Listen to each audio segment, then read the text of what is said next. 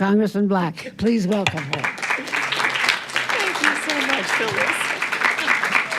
As a representative of the 6th Congressional District of the state of Tennessee, I am the first woman to have ever served in that position. I am the first Republican in over 30 years to have been elected to this position to serve as the congressman for the 6th Congressional District. And again, it's part of that is because when I served at the state level, I learned from people like Phyllis, and at the state level, we have Bobby Petray, who is great at the Tennessee Eagle Forum and leading us there. And so it's women such as Phyllis and Bobby Petray that I stand on your shoulders. So thank you so much. Let's give Phyllis a big round of applause for the work she's done. We can never thank her enough. So just a little bit about myself and what brought me into public service. I served before coming here to Congress. I served for 12 years at the state level. 6 of those years were in the House and 6 of those years were in the Senate. I actually came to serve at the state level because of a program that as I was working as a nurse in the hospital, I'm an emergency room nurse, have been for over 40 years now, stay active in my profession.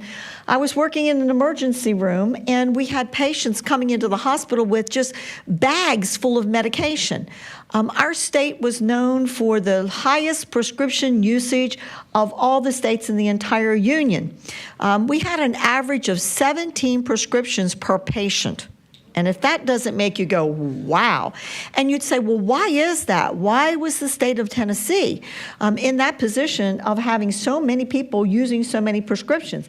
It is because we were the pilot project for what we call Hillary Care. It was then that President Clinton was in office. Of course, his wife Hillary wanted to have a single-payer system for health care in this country, and she sold that to our then leadership. We had a Democrat governor. She sold it to the leadership in Tennessee, and we had what we called TennCare, which is what we're looking at today, a precursor to Obamacare, or the Patient Affordability Act that was passed before I came to Congress. So I've only been in Congress now for 2.5 years, but it was what brought me into public service, because as a nurse, I could see that government control of our healthcare system was not the way things should be. I know today, as I'm looking at implementing Obamacare and the fact that we have tried to repeal it over and over and over again, this is not the kind of conservative principles that we believe in, a free market, more patient choice. And we're not getting that when the government takes over something that is very personal for us, and that is health care. So it is what brought me into the elected office at the state level to begin with. It is what then caused me to run for Congress, because I looked at what we had been able to do in the state of Tennessee, and that is repeal it. In the state of Tennessee, we actually repealed this horrible piece of legislation that was really affecting the quality and the cost of health care in our state, to only turn around and see that that's what was happening here at the federal level. So it is what brought me here to Congress.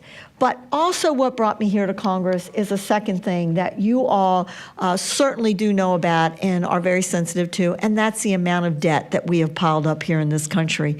We are now $17 trillion in debt. And who's going to pay that? It's not us. It's not the ones that are spending too much money and putting it all on the credit card. It is you. It is future generations like my grandchildren and my grandchildren's grandchildren.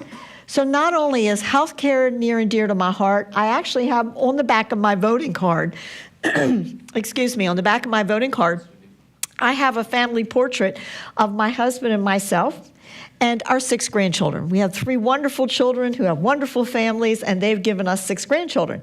And so on the back of my card, I have a picture. It's our family portrait, but actually my children always say to me, what are we, dog meat now that you have grandchildren? But they are what's on the back of that card, because I'm looking at the future generations, and I am thinking about what we, being so irresponsible here at the federal level, are doing to impact the future and the future opportunities of you and your children and your children's children. So you say, okay, what are you doing about that? Well, I am very blessed to be a member of the Ways and Means Committee and also the Budget Committee. For the last 3 years, out of the Budget Committee, we have produced a budget that would balance. Now, it doesn't balance immediately, and I don't have enough time to go into talking about why it doesn't balance immediately, but it does balance in 10 years because we bend that cost curve and bring it back down and start balancing the budget. I've also been the sponsor of a balanced budget amendment. At the state level, we have in our state constitution that we cannot spend more money than what we bring in, unless in extraordinary circumstances the General Assembly overrides that provision. And far too many times it has been overridden. And they were not really emergency circumstances.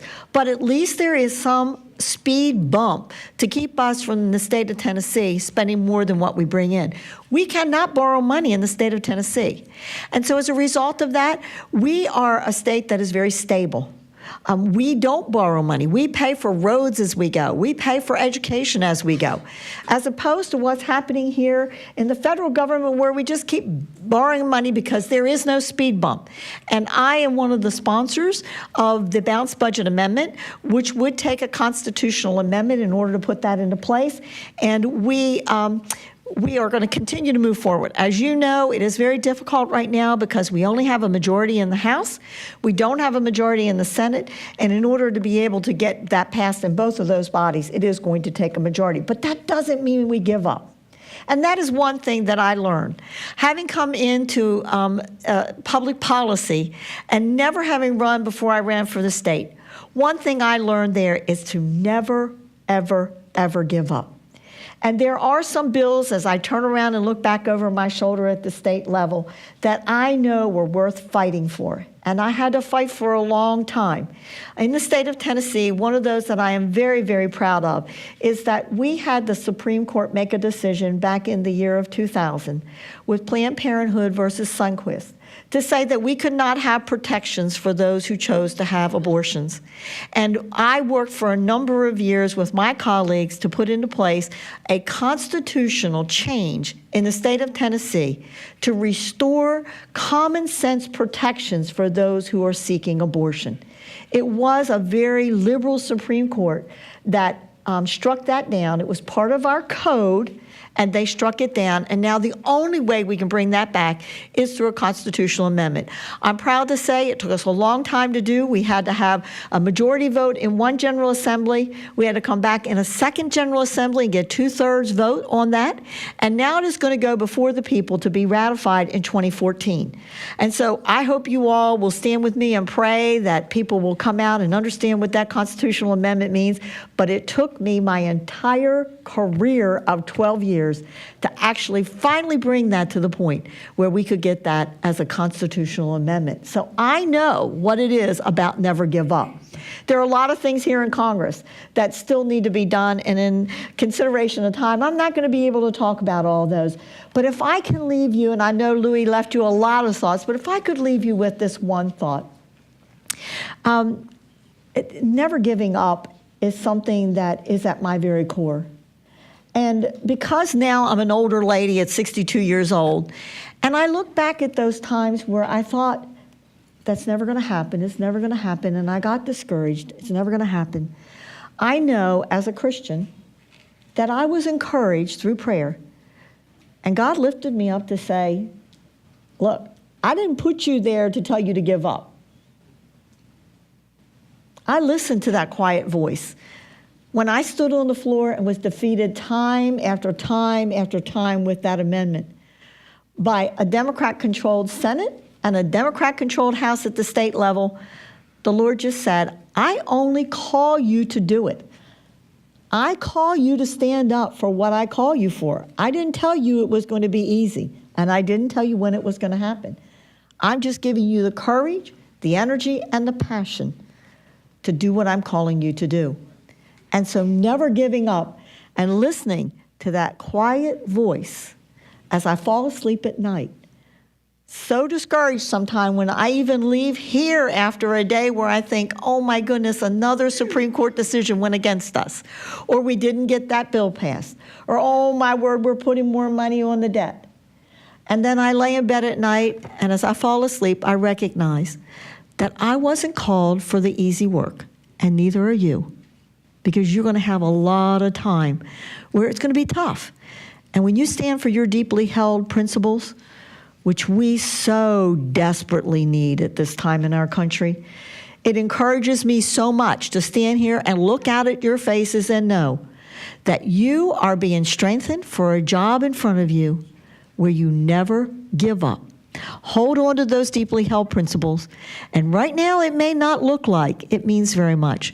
But I can guarantee you, when you reach my age and the lights hit your hair where you can see that your hair is turning gray, that you will say, it was worth not giving up.